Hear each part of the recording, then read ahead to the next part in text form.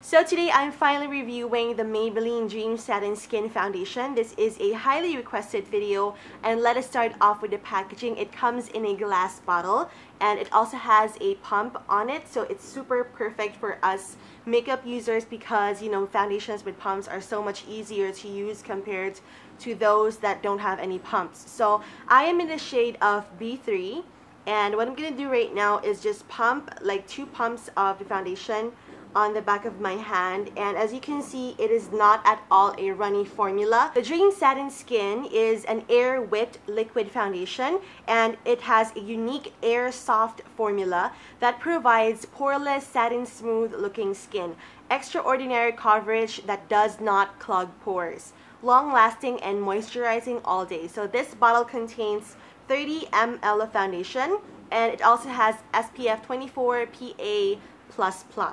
So what I'm going to do to apply the foundation on my face is a beauty blender. So I have it right here, and yes, it is damp. I pick up the product and proceed to applying it on one side of my face.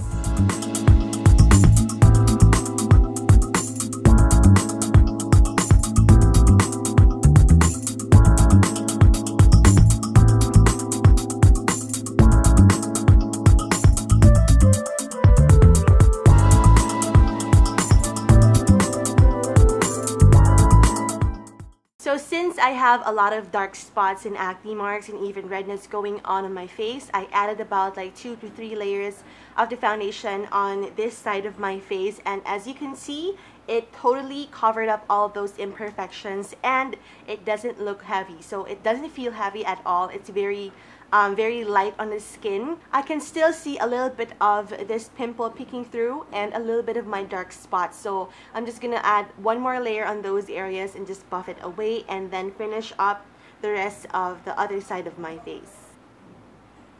Okay, so after concentrating on those imperfections, this side of my face looks so much more flawless compared to earlier. So that is all you have to do if ever you have like extra dark spots and acne marks and redness going on. Just concentrate on those areas, and I think using it or applying the foundation with a beauty blender helps a lot because it just makes everything super blended. And now we're gonna do the other side of the face.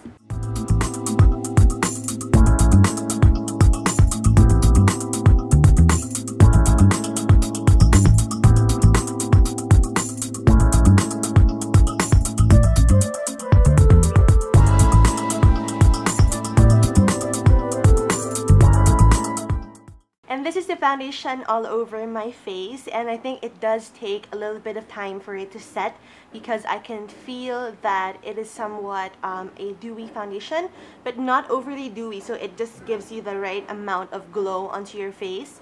And since I have combination skin, I'm just going to set this foundation with powder, but only on the areas like my T-zone area and the areas where I tend to oil up throughout the day. So this is what it looks like, and overall I really like the coverage that it gives because it really does cover up all those imperfections like acne marks, dark spots, and even the redness. If you saw earlier, I had a lot of redness going on like around my nose area. So that's it. That is the final look, and I'm just gonna go ahead and put on a bit of powder on my T-zone and finish the rest of my makeup. The powder I'm using to set the foundation on the T-zone area is something from Laura Mercier. This is their translucent powder, and the reason why I'm using a translucent powder is because I don't want to affect the color or whatnot of the Maybelline Dream Satin Skin. So I'm just going to go ahead and put some of this on my T-zone.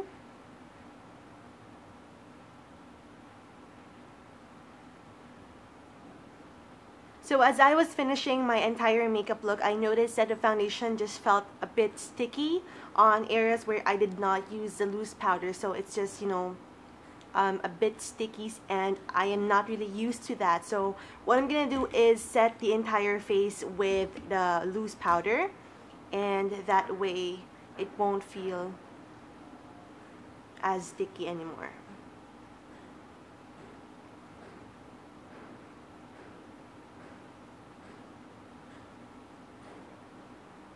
So it is now 2:41 in the afternoon. I'll be back in a few hours to give you guys an update regarding the longevity of this foundation.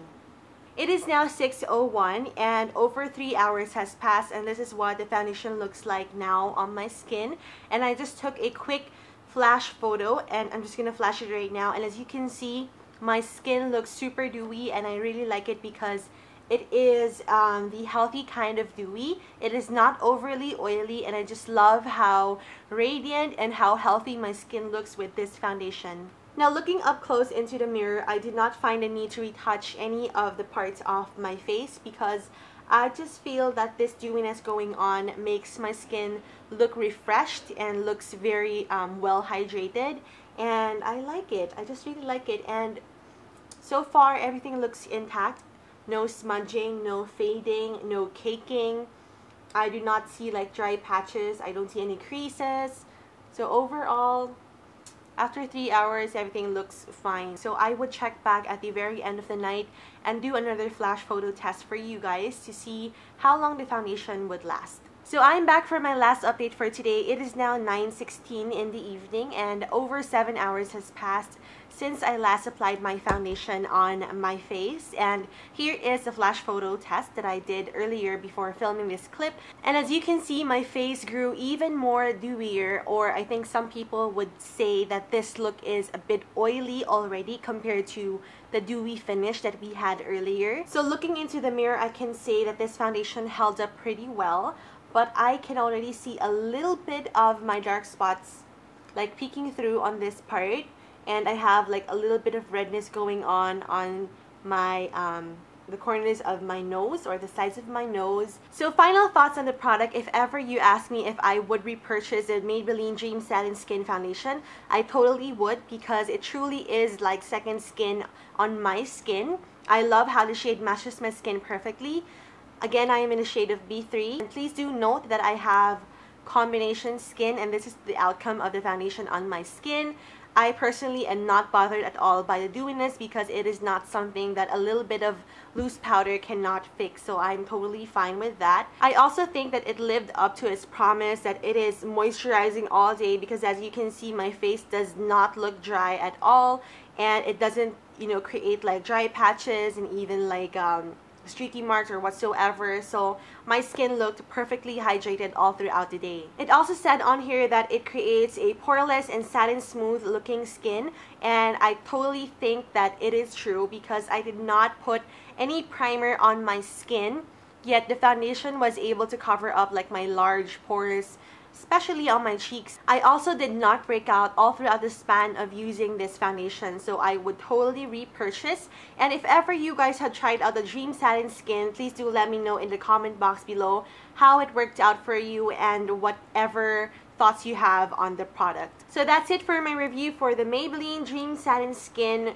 Foundation. I hope you guys enjoyed watching, and I will see you in the next video.